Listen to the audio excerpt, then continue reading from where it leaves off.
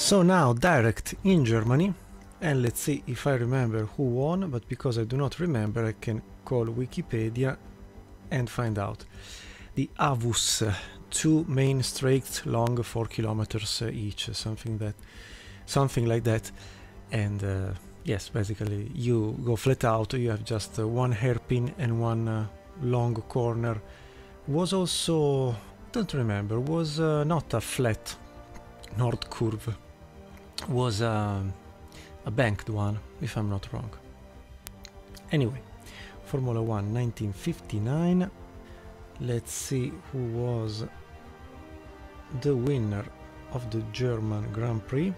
Tony Brooks on pole position originally, fastest lap for Tony Brooks, winner Tony Brooks. So seems to be a race where raw power helps more than what is the agility of a car, but it is expected having long straights. Anyway, we have just 4 races left, 32 points to be assigned if there will be just one owner of all the wins.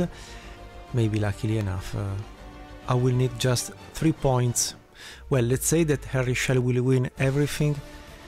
He will need yes, I would say he will need all the 32 points to go to 43, so I need 13 points, 14 points to be sure to win also this. At this point I would say maybe it is enough to place the car here and there and will be almost easy, almost.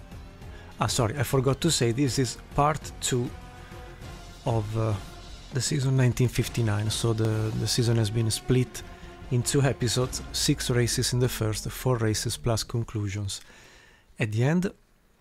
Fine, so we can skip all the practice. Qualifying. Tony Brooks, like in the original. How well made is the balance of performance of drivers. We can load the Netherlands Zandvoort, that was okay. Load and can be saved under Germany Avus. Just 59. I didn't know. Single ear racing. I was expecting the Nürburgring, but at the end, that's it. Okay. So let's skip the warm-up. The race will be dry conditions. We will load the usual 100 liters, I think. Just soft tires as usual. So let's go. Okay, I don't know why I start from the back. Very back.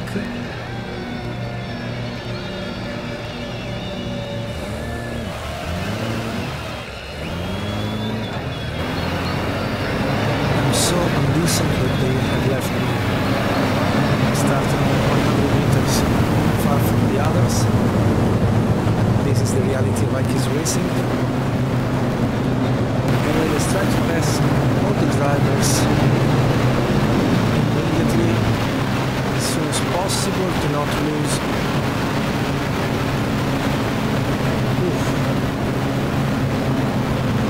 The back of the leaders, P7 in a couple of meters, flat out obviously.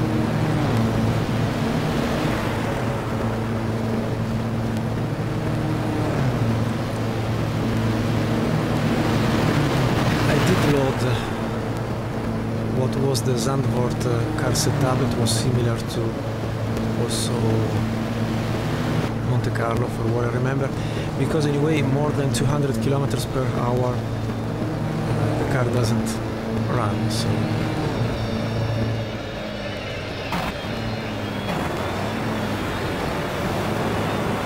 let's try to see if we will need to use the clutch also here, maybe yes.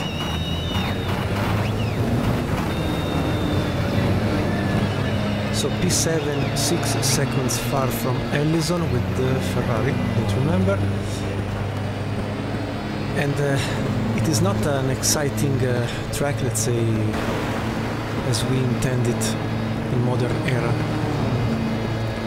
Because back in the 50s, for what I remember, the main thing was reaching top speeds. To was maybe a sort of psychological factor to consider motorsport something capable to push the boundaries of top speed over 150, 200 and so on, and maybe at the beginning of the century also reaching more than 100 kilometers per hour was already something let's say special and really difficult to manage. Now let's try to not ruin our race. They are all here. Maybe third gear for the... what was the name? Was the carousel was at the Nürburgring, right? Yes.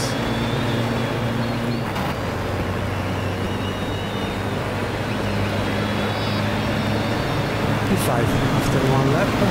Let's try to pass also the leaders. Jean Vera, Phil Hill, Joe Bonnier and Tony Brooks.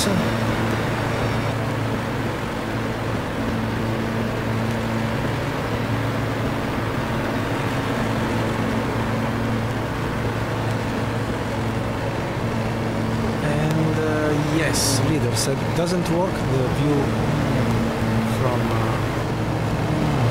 other positions, but who cares?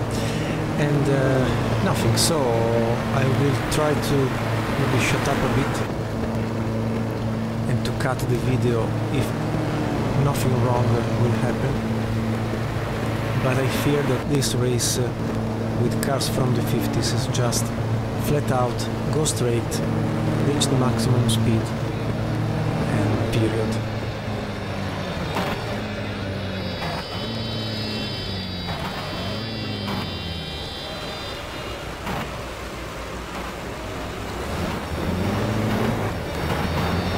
And I hear also a lot of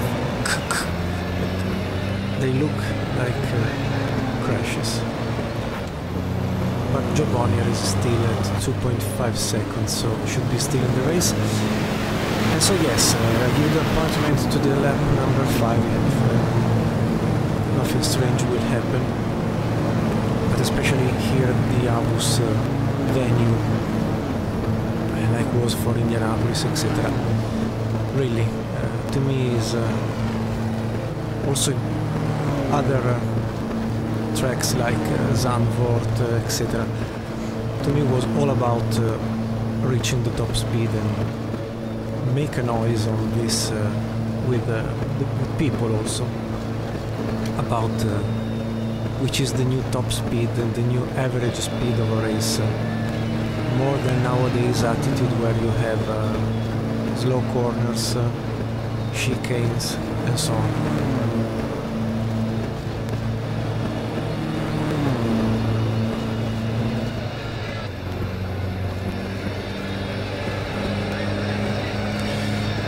Finally, last lap, and I must show you one thing when I finish the current lap number 5. There was a scary view of the names you see appearing here and there, signaling all the drivers.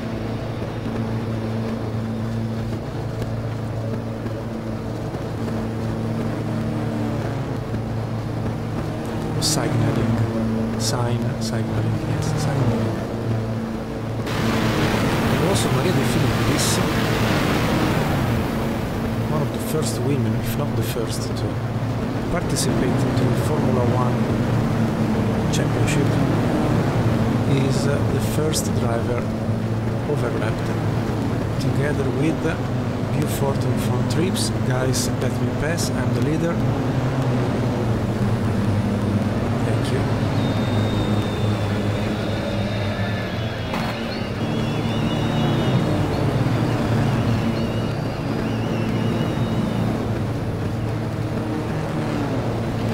Be prepared, because you will see some names after the final corner, like Flockhart, Taylor, Ward, and I've lost the last one. I mean, they look to be over the corner, so they maybe jumped there.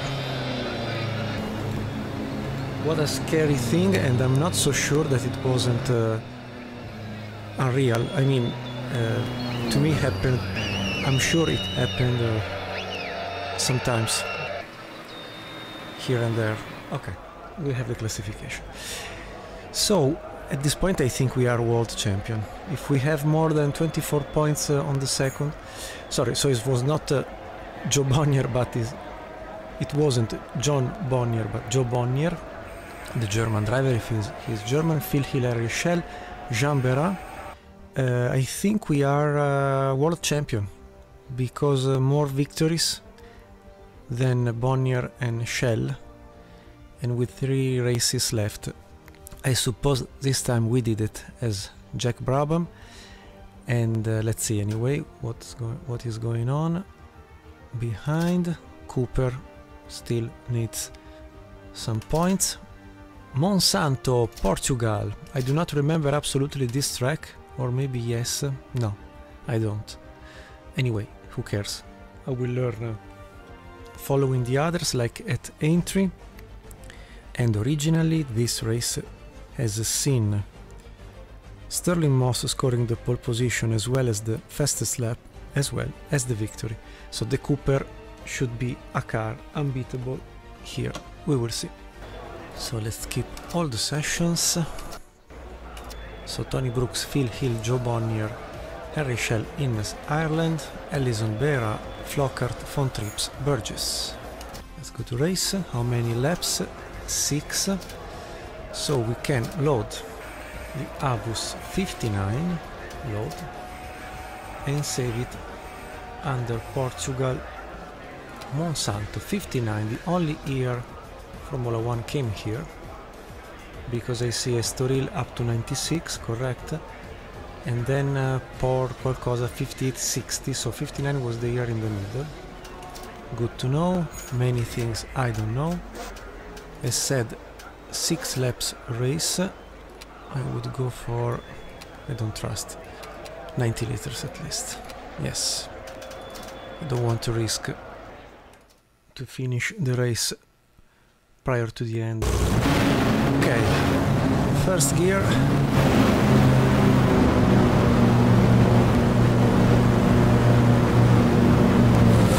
And let's go for the Portuguese Grand Prix. Let's try to find a soft spot, maybe here. And I remember there was at least a braking zone here. Wow.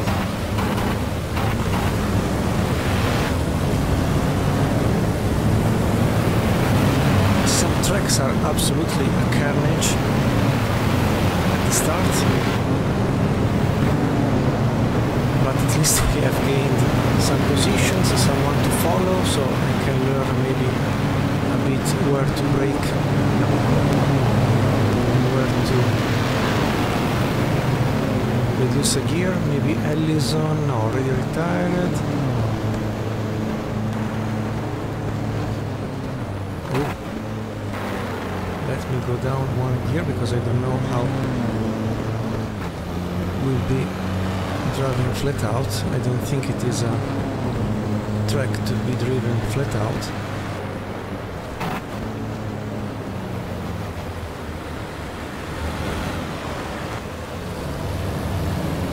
Okay. Now there should be a sequence of corners before the arrival on the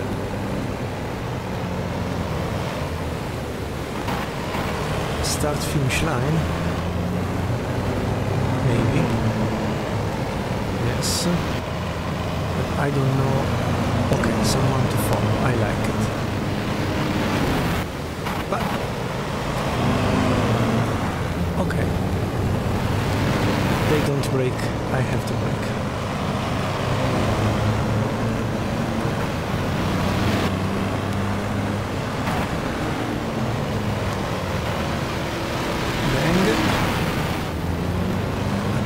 absolutely on another planet. It's like Monte Carlo.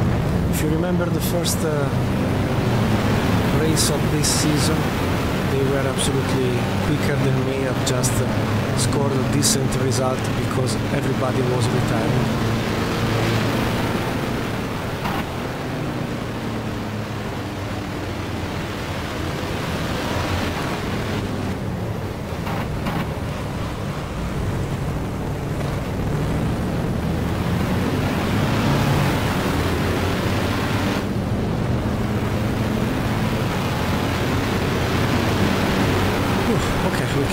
Scarlatti and try to recover on Flockhart.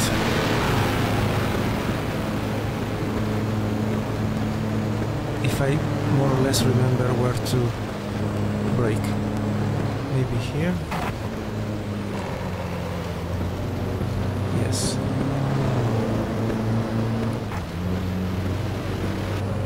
Here was all almost flat out until this corner.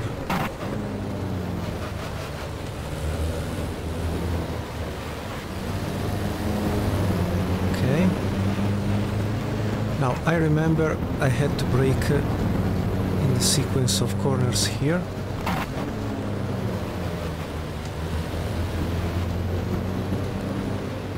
And here maybe. Yes, they can take it flat out, I can't. And here. No? Yes.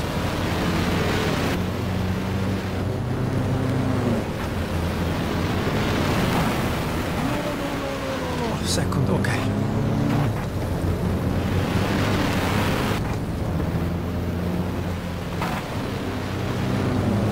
Here was again almost flat out, I remember. Up to here. Yes. This was the start-finish line. Okay, in 2 laps more or less I have understood how is the track. P4 with 2 retirements, luckily. Retirements are time scaled, so if you race 10 laps they are calculated to happen in 10 laps.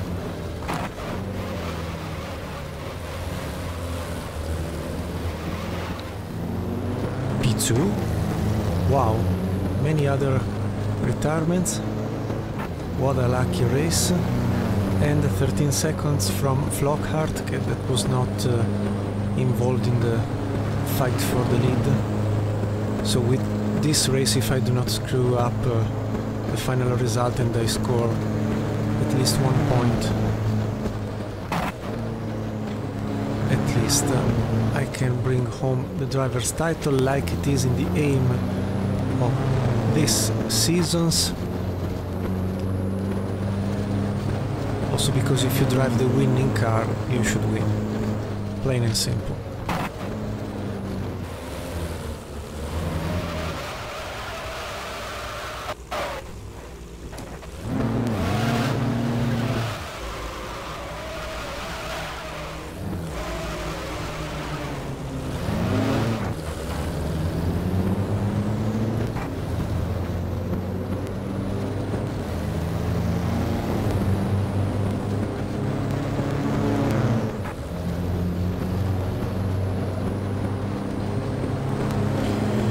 Okay, finally last lap. I'm lost nowhere today.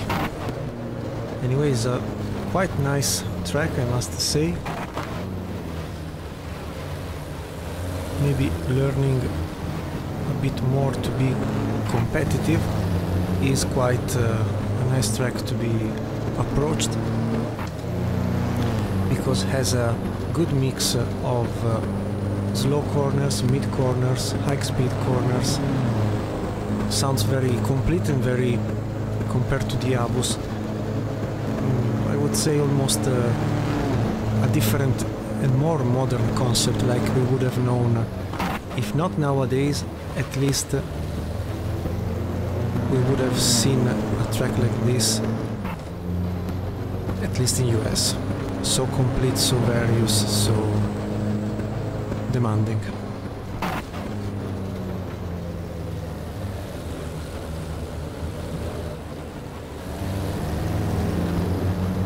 Anyway, from a Race Chronicles, I'm almost 1 minute far from Flockhart, that has clinched now the victory.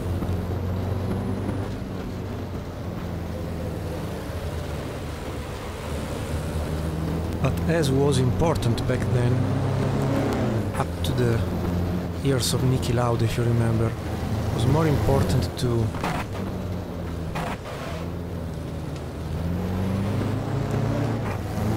be constant at the checkered flag, even if back then and until the 80s there was that strange and stupid, silly regulation of counting just some best results in season. Wow, wow, wow. Where is Flockhart? Wow. He's burning the engine, literally. Congratulations, the BRM of the Owen Racing organization, absolutely stunning today as a second and killing ourselves.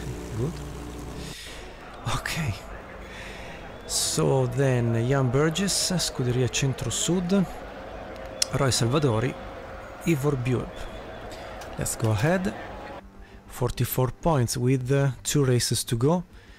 So Bonnier Shell stuck at 14, Jean-Bera 9, Hill, Flockhart, Testat.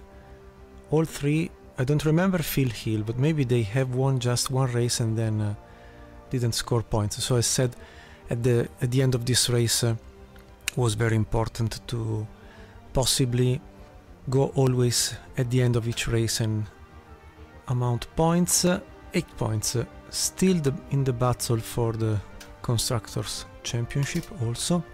Next race, Monza. Here I must win. Absolutely, I cannot accept myself anything else than a win every time we race in Monza. But I wanted to discover that Sterling Moss was the pole sitter, Phil Hill scored the best lap time, and Sterling Moss again won with the Cooper Climax and Dunlop tires the Italian Grand Prix. Then we will go to Sebring for the last 9th race. So why did I say 10 races here? Monza will be the modern almost version without the first chicane to cut the rettifilo, the main straight. Old version of the Curve di Lesmo up there. Not yet the variante Ascari between the Serraglio, Curva del Serraglio and rettifilo centro, that is the back straight basically, and before the parabolic. So really we will need to be very clean, consistent. Qualifying: Brooks, Hill, Bonnier, Ireland, Ellison, Shell, Salvadori, Burgess, Von Trips, Jean-Bera. Okay, let's get what was the Avus car setup and we can save it under Italy Monza 59.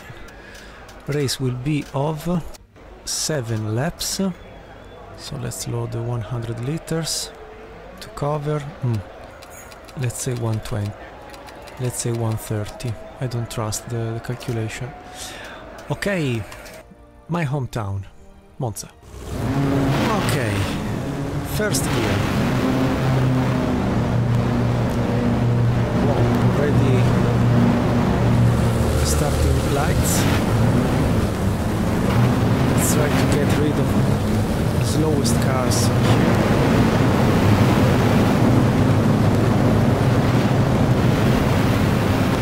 14, maybe B13. That's ramping with the Lotus. Before Curva Grande, let's try to pass also in this island. 7, and the leaders are running away. Let's try internally Ireland. Yes, the more agile and more advantaged power to weight ratio, we should be a bit more competitive. And let's try to catch Ellison with the Ferrari. It is not a ghost, it's just up there. Here we are. What would become Variantes car in a couple of years. But now let's concentrate to pass Ellison without issues. And now jump on here, Michelle and Phil Hill, and they are all here. So we can be a bit, if not relaxed, I would say at least not in a rush. Pass them, you should have a decent top speed, even if when you play at 90% of driver strength, sorry, it's like if they do not go flat out, they still have a bit of lift. So you get first, even with an underpowered car.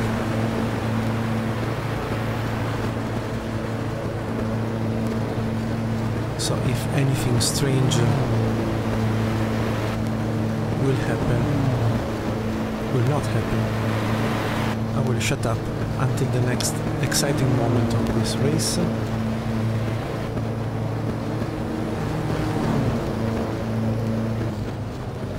Okay, approaching some overlapped cars, 2 laps to go. This is the usual Maria De Filippi that unluckily that season didn't drive powerful and competitive F1 car, struggling to keep the car on track. So as you have seen from the first lap, this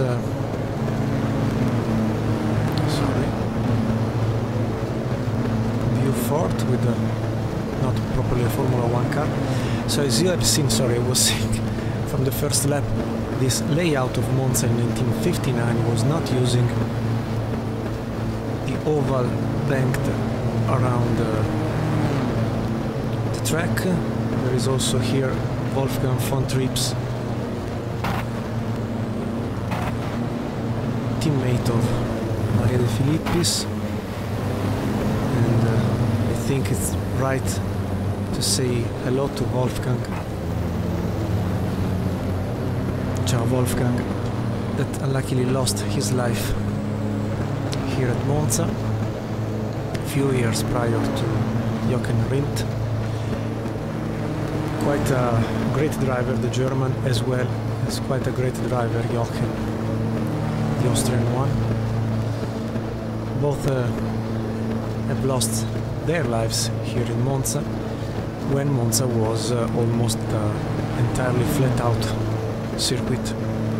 So from the main straight, the main rettifilo, you got the Curva Grande, this one, or Curva Vedano, if I'm not wrong nowadays. There was not the second chicane to cut the second straight. First corner of Lesmo, down 1 gear, as well as the second one before some other changes. Then you had this Variante del Serraglio. On the right you find still nowadays a church or warehouse, I don't know what is exactly. Variante Ascari, where unluckily Alberto Ascari lost his life in 1956 after the crash at the Monaco Grand Prix, where he finished in the sea.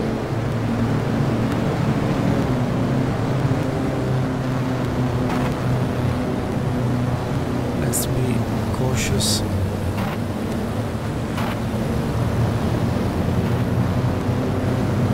So again, compared to the 1950 season you have seen on our iKeysRacing channel, no deviation here for the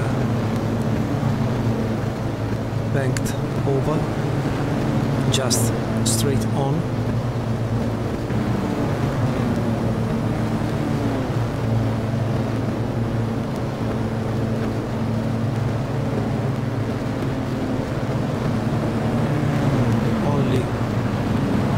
sprint car, mid-jet car.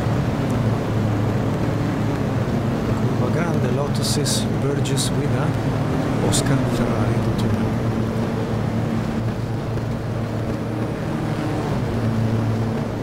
Nuova variante della Roggia, and again, for the last time, the first corner of Lesmo.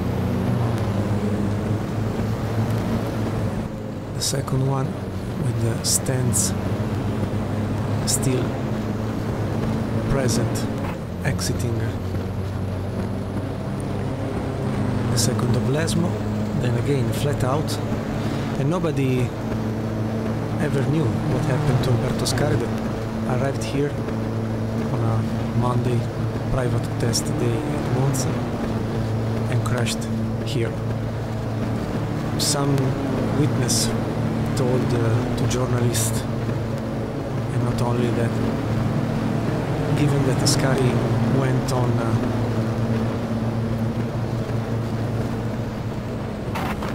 during a lunch break that day, maybe there was someone working on the track, so he had to brake without expecting to brake, or maybe turned violently, I don't know. Anyway, Monza is also a cemetery for many drivers, and luckily. So we clinched the victory with the Cooper climax, like the great Sir Stirling Moss did in real life. Second is Joe Bonnier with the BRM, then Harry Schell with the BRM, Tony Brooks, Ferrari, Phil Hill, Ferrari, closing the top 5 scoring points. So here we are, another victory. What a season this one, and definitely with one race to go, 32 points, absolutely clinched the title, luckily. I will start also to write the correct name of the driver, not just IKR, from the next episode, because I don't like to appear as the winner knowing that we are racing the real driver. So sorry to Nino Farina and to Jack Brabham for this missed opportunity previously. Cooper fighting just with Jack Brabham, basically, with still 6 points of advantage over the BRMs. So let's try to place ourselves still at least in the middle between the BRMs. Let's go to Sebring. Sebring, that was still from 1950 a place for endurance races, and not only. Back then saw the pole position of Stirling Moss, the fastest lap of Maurice Trintignant, and the win of Bruce McLaren, still with a Cooper climax with Dunlop tires. At the end, I cannot miss the win, and as you can see from the graphic, there is a starting line on the, not on the current straight, that is the, not the sunset bend, but after the sunset bend. This is the current start-finish line, and the current place where to, as said, start and finish races and do the pits, do the stops. So maybe it will have a different layout compared to what I've raced recently with around the world in 24 hours. Tony Brooks on pole position, Ferrari, Phil Hill, Ferrari, Joe Bonnier, Harry Schell, BRM, Innes, Ireland, Lotus, Jean Berrat, Ferrari, Cliff Ellison. Let's see, completely Ferrari, BRM, Lotus, Ferrari. Okay, so let's load a decent car setup. That could be, for example, the same Portugal, Monsanto, and US Sebring saved. Sebring that has been used, as I see, just in 1959 for the US Grand Prix. After the warm-up we will have to cover 4 laps, so will be a short race but a long track, 6 kilometers for what I know. Cautiously 90 liters, I do prefer to be cautious. Here we are. So ready to go. First gear, let's have names. Let's be cautious, especially if at the beginning they will clash each other. Thank you very much. Now the car is not straight anymore. race.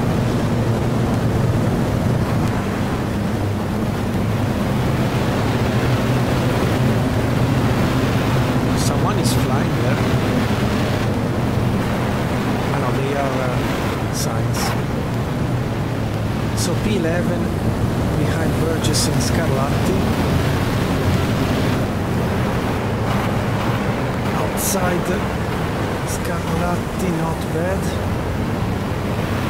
P9, the car that is not going straight, so I don't know what to do apart from cornering like at Indianapolis. Flockert fighting hard.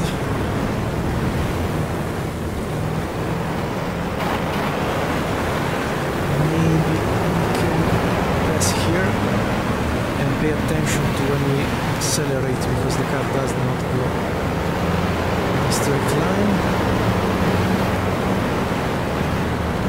Okay.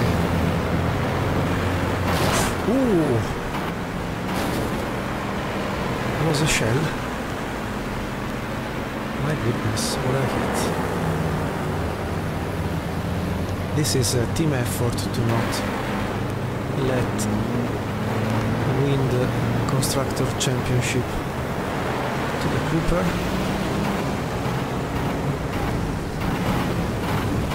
Okay.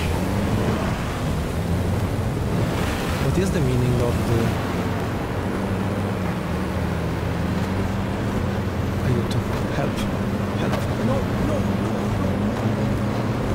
go left, okay.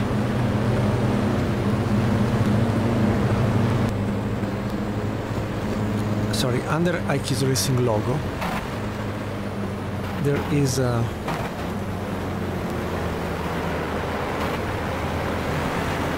sort of traffic light, red and yellow and green. Now I will move the IKR logo as soon as possible.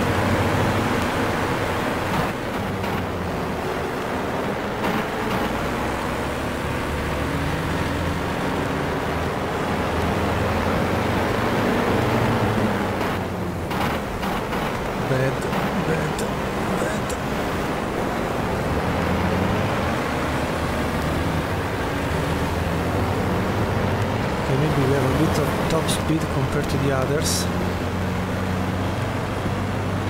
And I was surprised by the anti-clockwise way to run here. I don't know if it was real or not for the Formula 1 Grand Prix, maybe yes.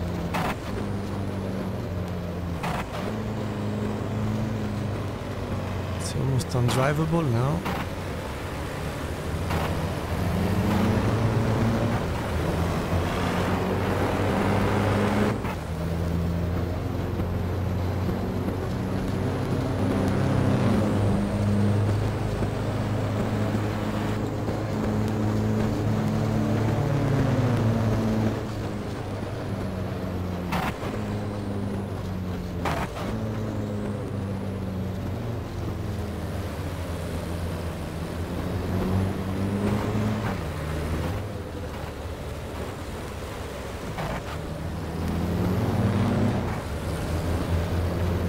No, it's correct. Sorry, guys, I'm completely cooked.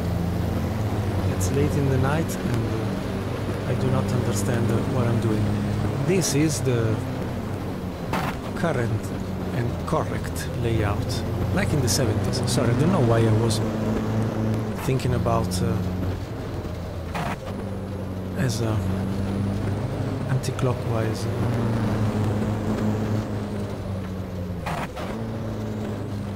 Turning direction.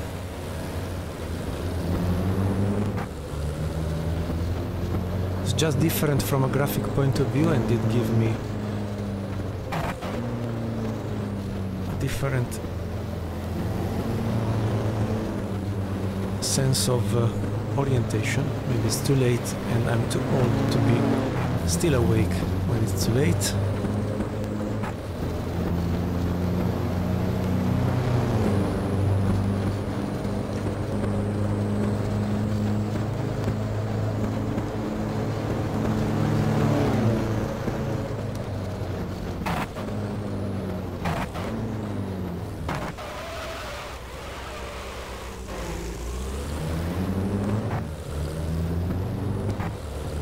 So now that I've moved the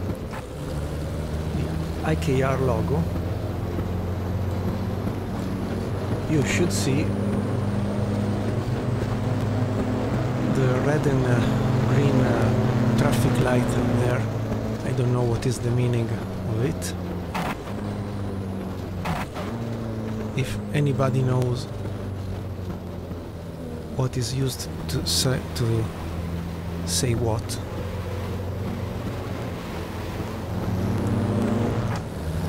Concrete part.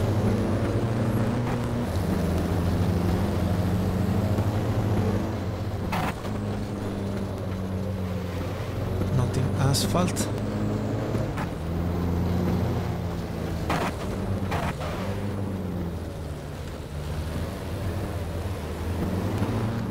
First long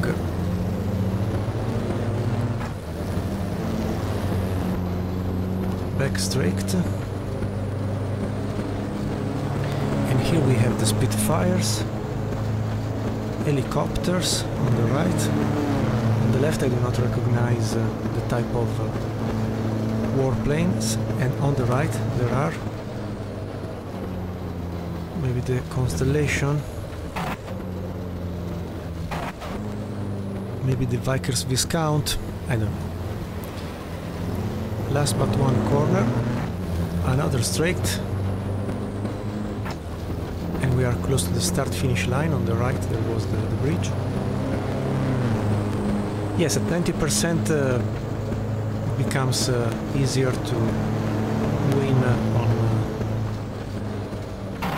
some tracks.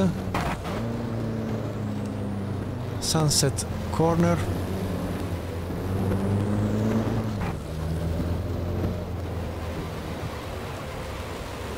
Bit wide, and here we are.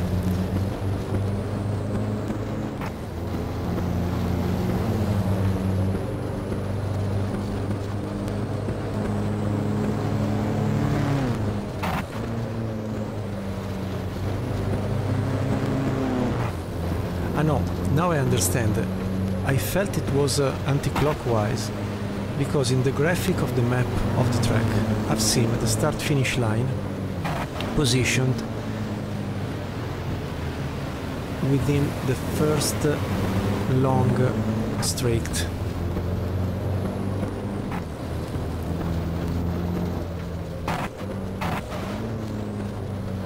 So I was expecting to have 3 right-handed corners instead of the usual clockwise direction raced.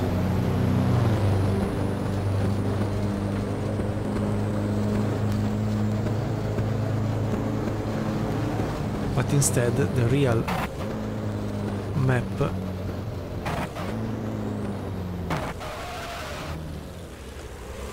is not correct from a graphical point of view, but it is correct, the current layout of the track while you race on it.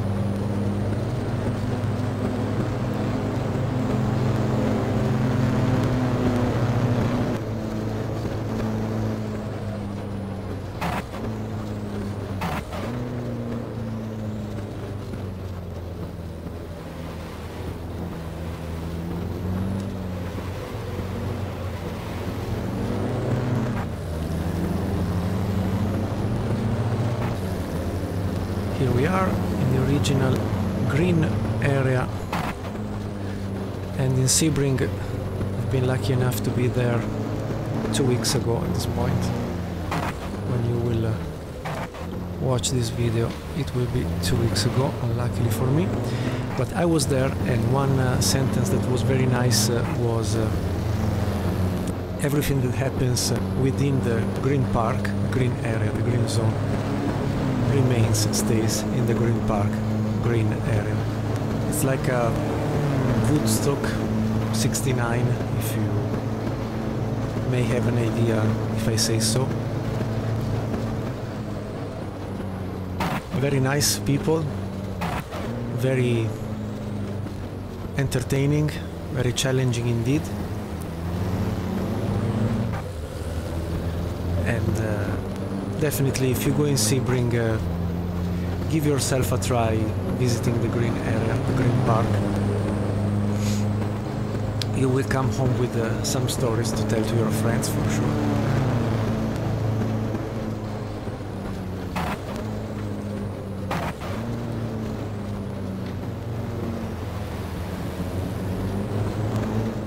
Obviously, compared to Daytona, is let's say Daytona is more, I don't want to say commercial, but more oriented to business and merchandising and possibilities. It's like if disqualified ignore penalty. For what? Ah, so the traffic light is you have a penalty, but for what? Okay. Sorry, I was talking, I didn't notice the thing. Okay, sorry.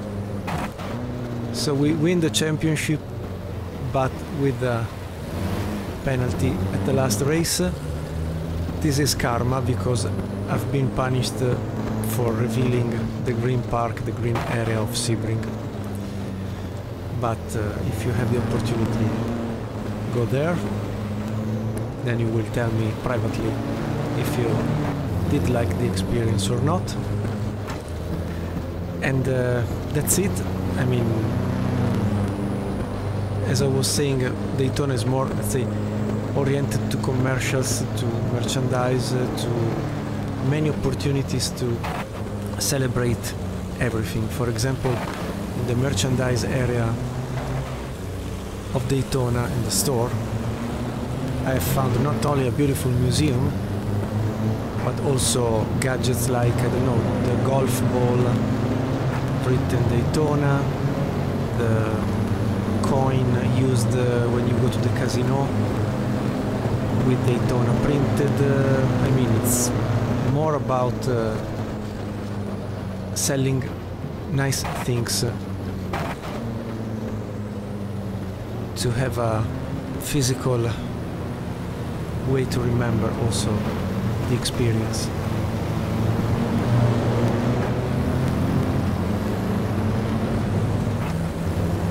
And instead Sebring is older than Daytona, 1950 for Sebring.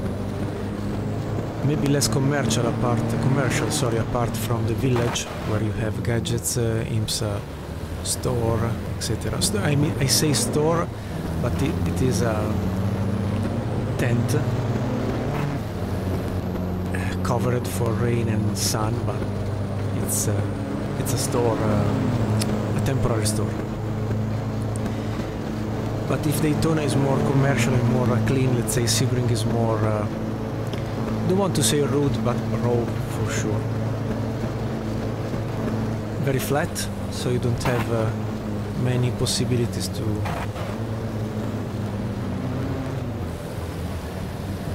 honestly find protection from the sun. And especially in March in Florida, temperatures are above 30 degrees Celsius.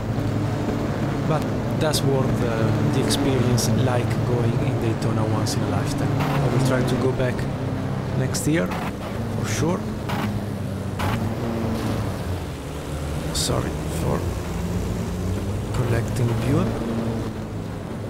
So finally we put the word end to this season, despite being disqualified for ignoring a penalty that I don't remember where has been taken, but it's okay.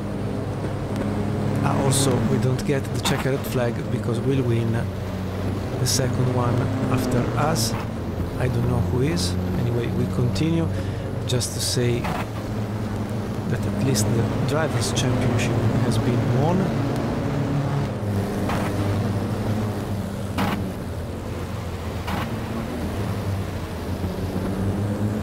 And what else? Nothing. I think I can park the car and press escape. Remember, with this game, if you press ESC, you don't access a menu like for GTR2 or R-Factor, despite having the same easy engine behind.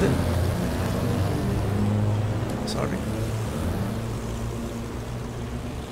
So you completely jump and say hello to your race. And that's it. I think we can...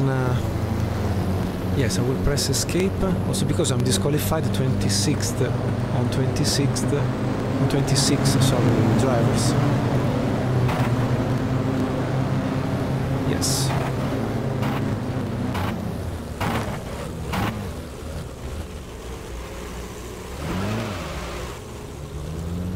Okay, let's press escape.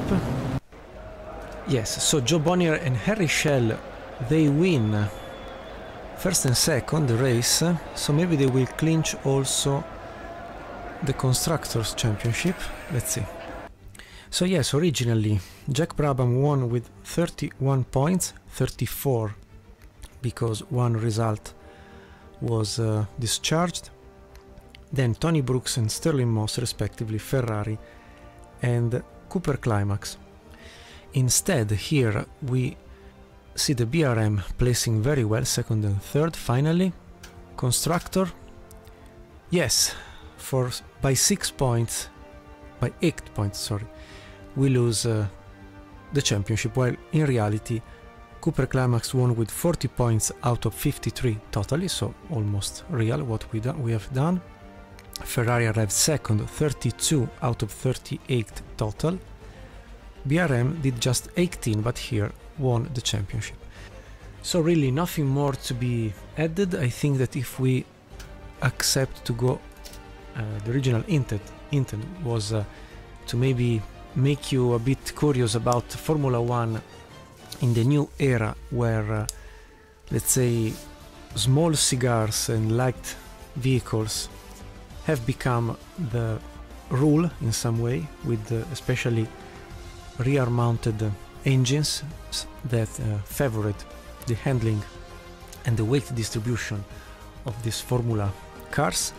Obviously, you could choose to run and whatever the car, you would get an old-style Formula 1 car, if you like, coming with a technology from the 50s, so a front-mounted engine, rear drive wheels, rear axle. Yes, maybe an old concept, but unluckily by 59 was already something, let's say, old in some way. And you can see it also if you go ahead with all the cars. This one also, I'm sure, comes from the US Championship, but again also in US in the 50s, front-mounted engine, driver sitting down on almost the rear axle, rear wheels drive. Let's see Porsche if had something different. Yes, maybe bad way to do it, but a rear-mounted engine with a rear driving axle and the driver sitting in the middle. But there were not many, I mean, back then, cars already embracing, but especially making competitive this particular solution. Obviously, the same T51 Cooper Climax was also available to be purchased for privateers, like in this case with Lucien Bianchi and the Equipe Nationale from Belgium. I suppose that Lotus instead will have again the old way to do Formula 1 cars, front-mounted engines, yes, and rear drive axle.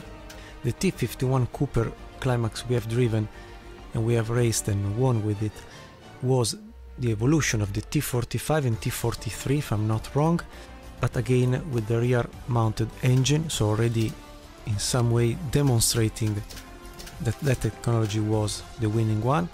This strange 718 Porsche RSK covered like a GT, again something strange with the rear engine mounted, but really strange to participate. Nowadays you would say this is a GT cars or a prototype car, not for sure a Formula 1 car, so especially at the beginning F1 was quite strange from a regulation and mixed point of view. BRM, another great brand of the past, again front engine, rear wheels drive, and you can see how many privateers had purchased a T43, a T45, a T51.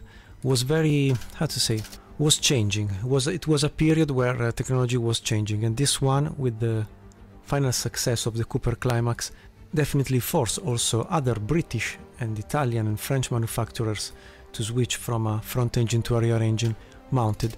And yes, at the end was the new reality for this championship. Here we have a Maserati 250F that was a winning car with Juan Manuel Fangio, but again, old technology, old way to do the same thing, a racing car. And so in the mix between privateers and works team, at the end, it was the dawning era for the old way to do racing cars and the new era for doing on how to do race cars.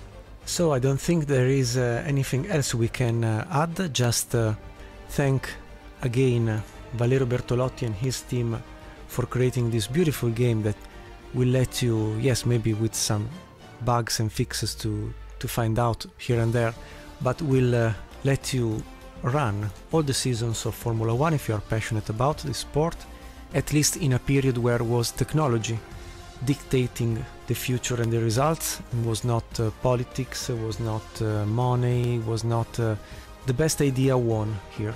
And especially in 1959 was the first ever year with a rear mounted engine winning Formula 1 championship. The year before there was the title of Mike Hawthorne with Ferrari with the old concept front engine mounted, and the first Constructors Championship won by Van Wall, first ever constructor manufacturer to win a world title in Formula 1. And from 59 onwards there have been this new way to create racing cars. We will see the development of this new attitude in a couple of years later, because the episode number 3, that will be maybe still divided in 2 or 3 episodes, having more races, will be raced as a consequence of this 59 new era for Formula 1. Anyway, boys and girls, guys, thank you very much for watching again also this video. Stay very well, merci beaucoup, muchas gracias, dankeschön, arigato, arigato, arigato, grazie. See you very soon on iKeysRacing, and I take the opportunity to say there is a poll for 3 main themes on iKeysRacing channel, on our channel. So if you want to participate, you will be more than welcome to help me to give you the best content possible, at least from a type point of view. So there are 3 polls to be voted. This one is the most recent one. So after the suggestion of Diego Ruiz to switch to longer races or keep the current format, like appreciated by another user, another friend that we all have on YouTube, that is participating into this sort of speed dating way to approach F1 challenge. So every season run very quickly and wins who is the quickest. In my original idea there was the concept to say we will find out every beginning of each era. We will donate €1 to Valerio Bertolotti and his group every time we finish a season. So the start of each new episode will be the payment of the previous one, to say thank you, at least symbolic, to Valerio and his incredible team of enthusiasts, petrol heads, engineers, virtual drivers, whatever. And this 1959 season ends here, so if you can vote how it will become, maybe already starting from the next 60 something season.